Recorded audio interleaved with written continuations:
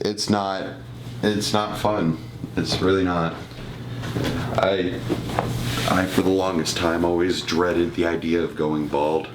I mean, it didn't help that my stepdad is also bald, or he's got a bald spot up there, and I'm just like, no, not me too. But yeah, no. And now I'm looking at it, I'm like, oh, every time I see like the top of my head, it just bothers me. Oh, we're rolling, right? Yes. Well, hello everybody. I'm here with John again, and we actually have some. We decided to do something a little bit special. Do you want to explain? Yeah. So the theme of tonight's review is: we live in a special world. We live in a world where there's not one but two 2D animated films where the main character is an LGBT duck with very talented voice casts, and they actually share at least one voice actor, Andy Dick. Yeah. It's interesting to see Andy Dick in anything nowadays. Yeah, but yeah, we basically watched two gay duck movies, you could say. The first one being the Sissy Duckling, and the second one being Queer Duck. The movie. I feel there's it was a web series, I guess. Yeah. I feel like we're going to be talking a bit more about that one, because Sissy Duckling actually wasn't. It really wasn't all that bad. No, it wasn't. I would actually like show that to Sammy. Yeah, the Sissy Duckling is at least like competently made, and it's age appropriate, and like a kid can watch that and get like a message of like don't make fun of people just because they're different. If you are different, you should cherish that and be comfortable with yourself. But at the same time, I've also like read reviews of the book, because I think it started as a children's book before being the movie. Yeah, you were saying there was a book for it. Yeah, and like I've read reviews where it's like, when I was a kid, I thought it was this cute little book, but then when I grew up, I came out as non-binary, pansexual, and I realized just who the book was really for and stuff like that. And like, so the book and the movie, as far as I know, are Harvey Fierstein's passion projects, and like I could tell it's a story he wanted to tell, and like I'm glad it exists, and like and again, you can show it to a kid, and like it's well animated, it's hand-drawn 2D animation, which I miss dearly. I love hand-drawn animation. You can't do it in a computer. The hand-drawn animation gives it that certain level of imperfection that adds that charm to it, and you just don't see it anymore, and I miss it. I definitely relate on that. I do, because there used to be some amazing 2D animation movies, but one of the shows that Dory and I started watching recently is called Smiling Friends, and it's an Adult Swim show. It's 2D animation, but you know how like with Adult Swim, half the shows on there are actually funny and the other half are like really stupid. I get it. Yeah. But Smiling Friends is one that comes off as one of the stupid ones, but then on further examination, it's actually really funny. But they use like every character has their own like animation style to like represent who they are. It's really cool how they use like 2D animation, different styles to like incorporate like in the show. But with and with the, like you were saying with our Sissy Duckling, yeah, I would it was decently made. It had a really good lesson. It taught that lesson well. The reason why we decided to view it is because there are some very, very bizarre choices, like creative decisions that were made by a producer or maybe the director or whoever was behind the scenes. I'm guessing Harvey, what's the last? Firestein, yeah, okay. Yeah, because when I first saw his name pop up, I actually thought it said Harvey Weinstein, and I got scared. But yeah, there were some really, really weird choices, such as his decision to voice the main character. Yeah, because Harvey Firestein, for those who don't know, you might know him from the '97 Mulan. He's Yao, the guy who's like, I'm gonna punch you so hard it'll make your ancestors dizzy. But in this movie, he uses that exact same voice, but it's to play this sweet, innocent little duckling, and he's like, Mama, what's a sissy? How come Dad and the other ducklings call me that? I try to be like the other boys, but I'm just different. I don't want to be different, Ma. And it's so... This kid weird. Sounds like he's been smoking 2 packs a day for 50 years. He sounds older than the actors that play the parents. Like, it's... Ed Asner, the dad. That, like... I feel like he sounds like he was, like, the oldest person on set, because, like... I don't know. I mean, I guess because it's his project, he was like, I want to play. And I guess I understand that, but just because it's your creation doesn't mean you should play that character.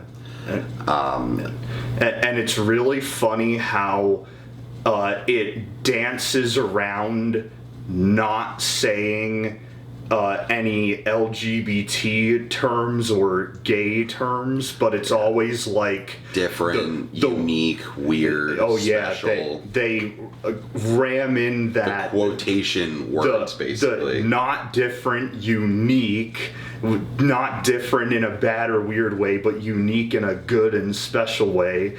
And just like he doesn't like playing sports, he prefers art and music and puppetry instead, and he hangs out with all the female ducks, and the dad says the way he walks and talks and acts, he's a sissy. And one of the kids, the Andy Dick dumb one, calls him a fruit, and like, you're not a fruit, you're a sissy. Like the Ivan Drago one comes in and does that. Oh yeah, the Coach Buzzcut one. Yeah, but yeah, and like it's like 40 minutes, so I don't know that I'd call it a movie, but it's like more of a made for TV movie. Yeah, and it's just filled with so many like little like things like that just make it like. Obviously, like a younger kid, a lot of that would just go over. Like that would all go over Sam's head. Yeah. But like us sitting here, it's like this is. Some of it's a little awkward. Some of it's a little weird. Some of it could honestly come off as slightly homophobic. And speaking of homophobic, I think that's a nice transition into the next one. I will say before we get into Queer Duck, the movie, a legit criticism I have of the Sissy Duckling is his redemption doesn't really feel earned, because what happens is all the ducks fly south for the winter, and Elmer's, the main character's dad, is shot down by hunters, and Elmer saves him and helps him survive the winter. And they didn't really establish well that the winter, how deadly or harsh it was, because basically all he does to earn his father's trust and survive the winter is, home ec, how to gather firewood and make soup, like stuff that like anyone should be able to do. Yeah, nothing all that impressive. Like there's a quick shot of him like entertaining his dad with the puppets, like, and I guess that's his, like, oh, this is entertaining or special or something. Even though he seemed like he was exhausted and annoyed. Yeah, that's... I don't know. That they could have done a better job establishing it. Yeah, and like I said, there's a lot of, like, little flaws like that and, like, some really weird creative decisions, but overall... I would say it was actually decent. It wasn't... I would like, if I had to watch it again, I wouldn't complain. Yeah. But then there's Queer Duck, which is just a whole new beast. I'm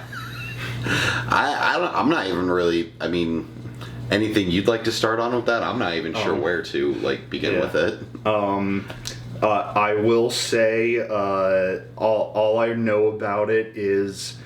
It started as a web series from 2004. Yeah. Jim J. Bullock, who is Mr. Monroe on Ned's Declassified, probably my favorite Nick show ever, voices Queer Duck. And it has an impressive voice cast, like Kevin Michael Richardson, who's in everything, Billy West, who's in everything. Mark Hamill and Tim Curry were both in it. Yeah, Conan as himself. Yeah, and like we were saying before, Andy Dick is in this, which again, it's really weird, like, because he's bipolar bear, and Kevin Michael Richardson is openly Gator, and I forget who voices Oscar Wildcat, but just this is the movie. It's 72 minutes of gay puns. The movie, and you said it was like B-movie. It's as if they did what they did with B-movie, where they took let's make a movie about bees and call it B-movie and just make it be nothing but bee puns. This is basically the same thing, but with gay. This is gay movie about gay people where it's nothing but gay puns. However, B-movie at least was generous enough to give us time to breathe between some of them. Whereas this movie, like, it was literally every 3 seconds. Yeah, like every 3 seconds. It's like visual pun, newspaper headline pun, verbal pun, like, just like, and the song numbers, there's too many songs. Yo, yeah, it's 72 minutes, but it felt longer than Birth of a Nation, which was 3 hours. Yo, for real, it did feel longer. Birth of a Nation at least had, like, it had stuff going on in it. Like, so you at least were like, all right, so this is going on. There were obviously there were some things that could have been shortened, but at least it made sense. Whereas this, it gets to a point where you're like, oh, it's going to be like 10 more minutes. Then it keeps going, and like there's scenes added where it's like, you didn't need that in there. They could have honestly only had like 2 or 3 songs and it would have been fine. It was funny for like the first half an hour, but then it just keeps going and going and going, and you're just it felt like one of those, like, so I'm trying to figure out how, you know how like when you're younger and you watch like you're watching like a more adult movie that you're not supposed to. And because, like, you're a kid and this is, like, an adult movie with, like, adult humor, you think it's the funniest thing in the world. But then watching it as an adult, you're like, this is like, really stupid. I guess. So like Lil Man, the Wayans brothers movie. Yes. I don't know why that came to mind, but I'm like, who thought this was a good idea? This is the stupidest movie ever. Yeah, but that's what this felt like. This felt like a movie that I probably would have thought was the funniest thing ever back in, like, middle school, maybe. And even then, like, I feel like I mean I would have enjoyed again the first half an hour, but then it just. Yeah, and it's not even canon with the shorts, which I only showed you one as like just to give you context for the movie. Where he came out and said he was gay and his mom threw herself into the oven. Yeah. And this, it says something completely different. And then him and Openly Gator get married in Vermont in one of the shorts, and in one of the like 13 or 18 musical numbers in this, they're like, let's get married in Vermont, which they, I guess, whatever. And then there's I think the lesbian sister was introduced in one of the shorts too. That was it. It was funny too, because the lesbian sister reminded me of like when we just put the DVD in, those like shorts in the beginning. Yeah. There was like the Pioneer Lesbians one. Yeah. And they said, oh, this was when the first lesbian got her first flannel and then gave herself a mullet, and then it just spread from there or whatever. Something like that. Some really like insensitive thing like that. And later on, the lesbian sister is literally wearing a flannel and has one of those haircuts. And I'm just like, oh, this, like, they made it very clear that this was going to be nothing but like pretty much the most flamboyant movie you've ever seen, dialed to like, again, crappy Adult Swim like quality. Yeah, I was gonna say it's Flash, because it's Flash animated and it looks really terrible and cheap. They wouldn't put it on Adult Swim, but then again, 12-ounce mouse exists, and the whole point of that animation style is to be as simplistic and crappy as possible. Yeah, no, I actually watched one episode of that, and I was like, I mean, I think there's some kind of funny parts in that show. I feel like if I watched maybe a bit more of it, I could find that, but the first episode I didn't care for it. It's not one of the greats from Adult Swim. No, it is not. And again, there are a lot of shows on Adult Swim that have like crappy animation. That one being one of them. I mentioned Smiling Friends uses different styles of animation for different characters. There's, what is it? China, Illinois has like the most basic like pencil drawn animation I've ever seen. I mean, it's not like to the extent of like, was it 12-ounce mouse you said? It's not to that poor quality, but like and in a way, I could have actually seen the way the Flash animation was in this. I could have seen it kind of working to the movie's benefit if it wasn't like, if the whole movie wasn't completely just covered in gay puns. Yeah. Like if the humor was actually like really smart, and it was actually my favorite part of the movie was when Queer Duck drinks the serum and he turns straight for 5 minutes, because I'm like, oh my goodness, a break in the gay puns. Now it's straight puns. Yeah, and even then the straight puns like kept going. Like they weren't as annoying, but that's just because there weren't as many. And they just, you come and you go, and in her case, she came and she went.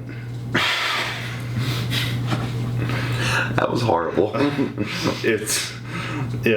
I'm struggling to recall of specific examples of all the puns, because there's literally just so many. There's so many, and it's like, if the movie was only like, if the Queer Duck movie was as short as the Sissy Duckling, it would have been fine. Like, if it ended, like, in that area, like, I feel like it would have been, I would have been okay with it, but it kept going and just kept throwing more gay puns at you to where it's not even funny. It's just like someone's coming up with you, hey, get it? Because he's gay? Get it? Like, similar to how if you've seen the Brickleberry shows at all.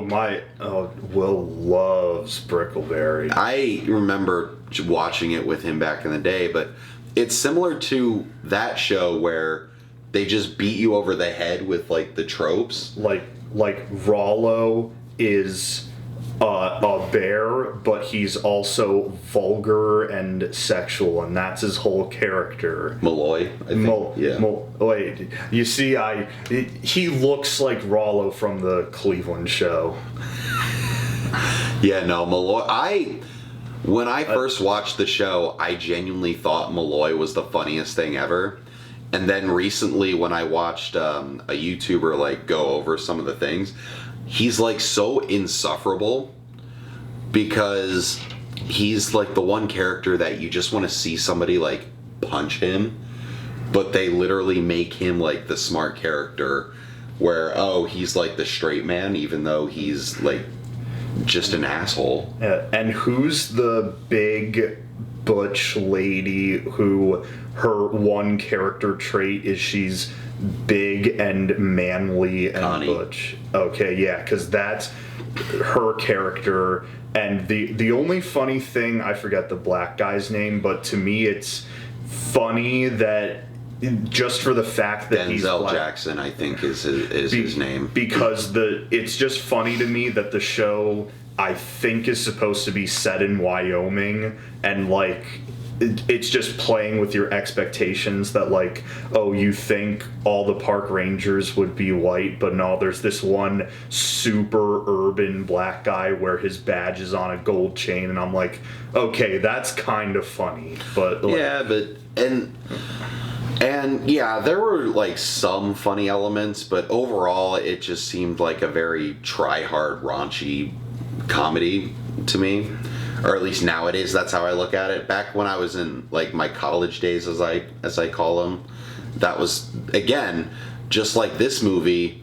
Like I would have enjoyed this like when I was in middle school, high school, maybe college, but like that's the kind of humor this is. Nowadays, I look at it as it gets annoying after a little bit, especially when you keep throwing it at you. Yeah.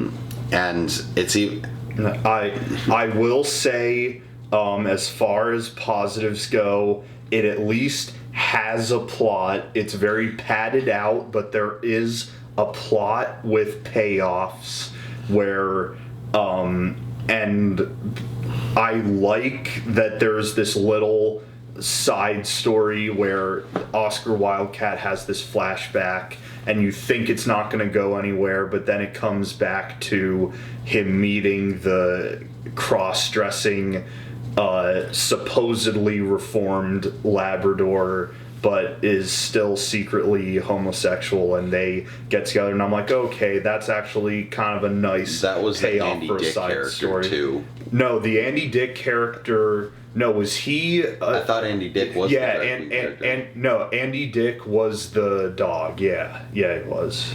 Yeah, I think so. Tim Curry was the butler for the old lady duck, whatever animal she was. I actually don't know. I wonder if that was a reference to Sunset Boulevard, because in Sunset Boulevard, the lady's butler was either her first or second husband. Well, I also know that in Clue, Tim Curry was like the butler of like the rich house as well. Oh, so maybe it's that. There are a lot of references to a lot of stuff that's a lot of good stuff in this, and some of them are funny. Some of them were kind of like they were funny because it's like, why did you choose of all things to reference that? Yeah. But yeah, overall, like it just felt like someone was sitting there. I want to word this properly because this might come off as offensive, but you know how like there's the gay stereotype where they can't. It's like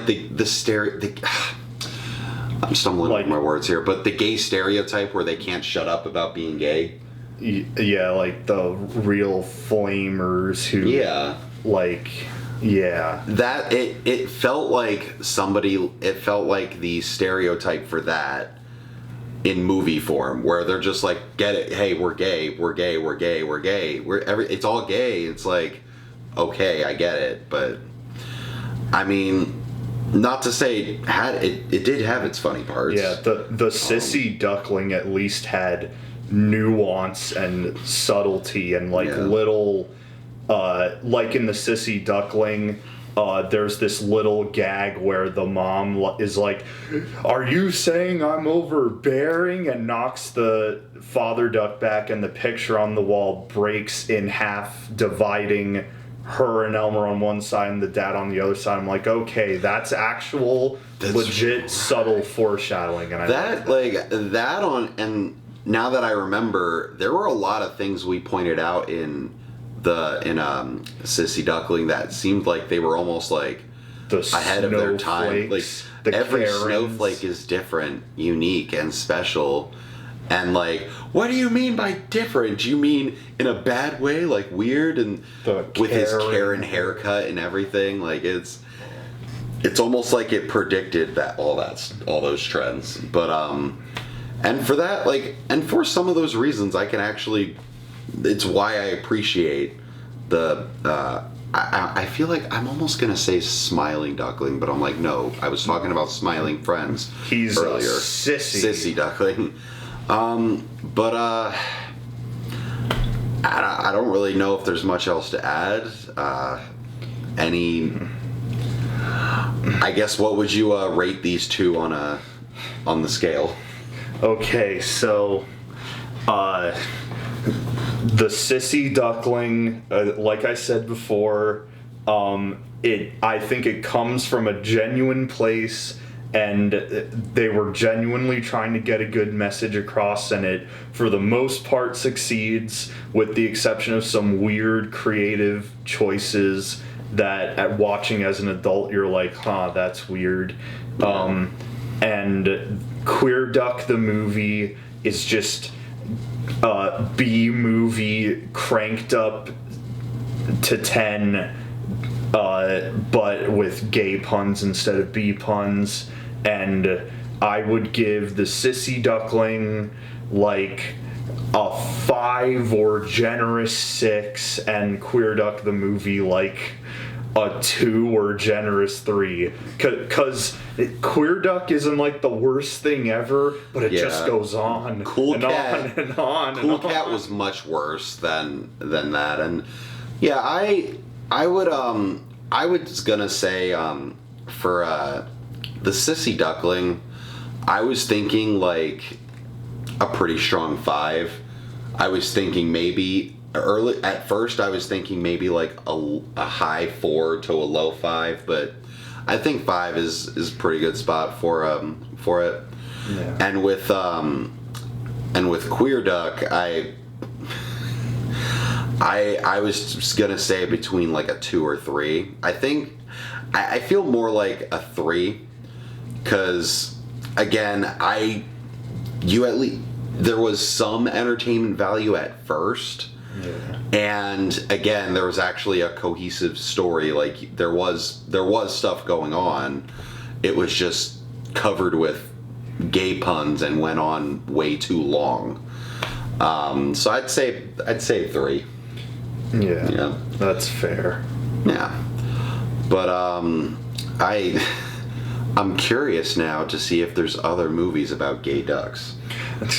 I was thinking of researching like how many, like we could have had like a lesbian duck or some other LGBT duck movie, but I honestly didn't look that far into I mean, if we ever find any, we know what to do.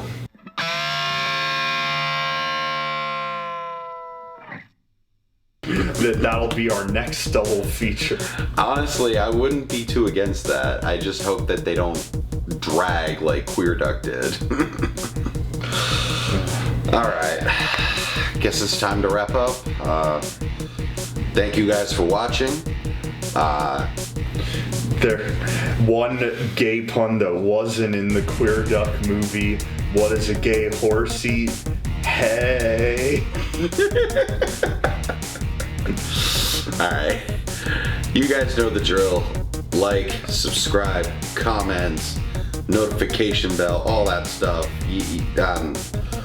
I'm shocked I didn't fall asleep during Queer Duck. That was...